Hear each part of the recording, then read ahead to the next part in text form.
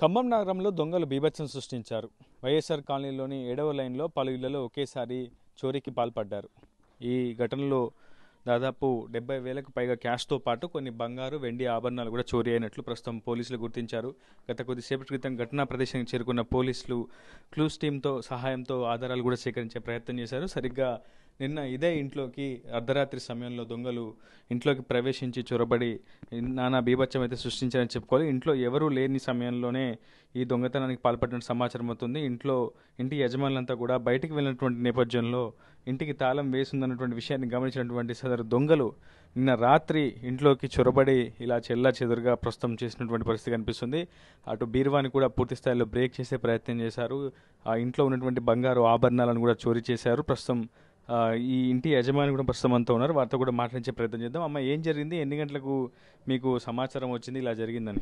2:30 టైంలో జరిగిందంట సార్. మాకు సమాచారం 3కి వచ్చింది. అయితే మా బంగారం పోయింది, వెండి పోయింది. అయితే వచ్చి చూస్తాలకి మొత్తం ఎక్కడెక్కడ చంద్రకోలంగా ఉన్నాయి మొత్తం.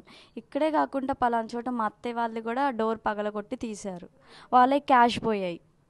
మావి మొత్తం బంగారం, వెండి 2 పోయాయి సార్. మేము నైట్ మా మమ్మీ వాళ్ళ ఇంటికి వెళ్ళాం సార్. రోజు ఇక్కడే ఉంటాం, నైట్ ఒక్కరోజే లేము. డోర్ కూడా లాక్ బ్రేక్ చేయలేదు. వాళ్ళు ఎట్లా మనం కీతో ఓపెన్ చేస్తామో అలానే తీశారు. ఒకసారి చూపించగలరా ఎలా జరిగింది ఘటన? ఒకసారి మనం ప్రస్తుతం చూస్తున్న వాళ్ళు ఈ డోర్ని కూడా బ్రేక్ చేసే ప్రయత్నం చేశారు. కొన్ని పనిముట్ల సహాయంతో కూడా వాళ్ళు మెస్ డోర్స్ని కూడా తీసే ప్రయత్నం చేశారని చాలా స్పష్టంగా అర్థమవుతుంది. వేరే ఇంటి యజమాని ఇంట్లో కూడా దొంగలు పడ్డట్టు తెలుస్తుంది. అమ్మ, మీ ఇంట్లో ఎంత చోరీ అయ్యాయి? ఏం జరిగింది? మా ఇంట్లో కూడా 20,000 మందం పోయినాయి సార్ మా కొట్లో. కాకపోతే అన్ని కొట్లో పెట్టుకోలేదు కాబట్టి పెట్టుకున్న వరకు తీసుకెళ్లారు. సరుకులు తీసిపోయారు. బియ్యం కూడా తీసుకెళ్లారు. కొంచెం మందు తీసుకుపోయారు. 13,000 క్యాష్ ఉంటే క్యాష్ తీసుకెళ్లారు. వేరే మళ్ళీ మందు ఈ సరుకులు అమ్ముకుని డబ్బాలు వేసుకుంటే 1,500 దాకా అయ్యి ఉంటాయి, అవి తీసుకెళ్లారు సార్. ఈ ఇంటికి ఆ ఇంటికి పెద్దగా డిస్టెన్స్ కూడా లేదు, పక్కనే ఉన్నాయి. పక్కనే కానీ సార్ నైట్లో కదా, మేము నిద్రలో ఉన్నాం కదా సార్, మేము చూసుకోలేదు. అది పైన పడ్డరని దొంగలు వాళ్ళు వచ్చి మమ్మల్ని లేపితే మేము అప్పుడు లేచి చూసుకున్నాం. ఈ ప్రాంతంలో తరచూ ఇటువంటి సంఘటనలు జరిగాయా గతంలో? ముందు లేదు సార్, ఇవాళ జరిగినాయే. మాకు కూడా ఎప్పుడు డౌట్ రాలేదు. ఇప్పుడు వాటికి రాత్రి ఇట్లా జరిగింది. కాలనీ పై భాగంలో కూడా కొంతమంది ఇళ్ళలో చోరీ జరిగింది. అక్కడ జరిగిందంట. అటోళ్ళు కూడా వచ్చారు సార్. నైట్ మేము మా బాధలు మేము ఉంటే అక్కడక్కడ మా ఇంట్లో పడ్డరని బాగా వాళ్ళ ఇల్లు కర్రలు పట్టుకుని వచ్చారు. చాలా మంది వచ్చారు. మేము పోయినాం అటు. ఎక్కడ చూసినా ఎవరు కనపడలేదు సార్ మాకు. నైట్లో కాబట్టి ఎవరు కనపడలేదు.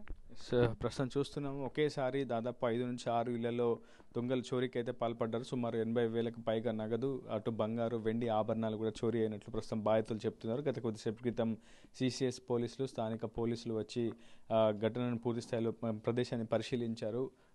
దొంగల వేలిముద్రలు కూడా సేకరించే ప్రయత్నం చేసింది క్లూస్ టీమ్ అని చెప్పుకోవాలి. అయితే ఈ బాధితుల ఫిర్యాదు ఆధారంగా కేసు నమోదు చేసి దర్యాప్తు చేపడుతున్నామని, దొంగలు ఎక్కడి వారనేది మాత్రం తెలుసుకునే ప్రయత్నం చేస్తున్నామని చెప్తున్నారు. అయితే ఒకరి ఇంట్లో సీసీ కెమెరాలో కూడా విజువల్స్ రికార్డ్ అవడంతో ఆ విజువల్స్ను కూడా ప్రస్తుతం పోలీసులు సేకరించారు. అయితే బాధితుల్లో ఒక పోలీస్ కానిస్టేబుల్ ఇంట్లో కూడా చోరీకి జరిగినట్లు మనకు సమాచారం అవుతుంది. ఏదేమైనప్పటికీ ఖమ్మం నగరంలో ఒకే రోజు వరుస చోరీలు జరగడం మాత్రం ఖమ్మం జిల్లా ప్రజానికాన్ని మాత్రం కొంత ఆందోళనకు గురి చేస్తోంది. ఇది news 9 reporter Uday, RTV Khammam నుంచి. తెలుగులో న్యూస్ కి ఫాస్టెస్ట్ యాప్ ఇప్పుడు టోటలీ న్యూ అవతార్లో జస్ట్ 5 సెకండ్స్ లో కంప్లీట్ న్యూస్. సోషల్ మీడియాలో ట్రెండ్స్ కి one stop solution. Live TV app voice search option తో ఇప్పుడే డౌన్లోడ్ చేయండి లేదా అప్డేట్ అయిపోండి. యాప్ లింక్ డిస్క్రిప్షన్ లో ఉంది.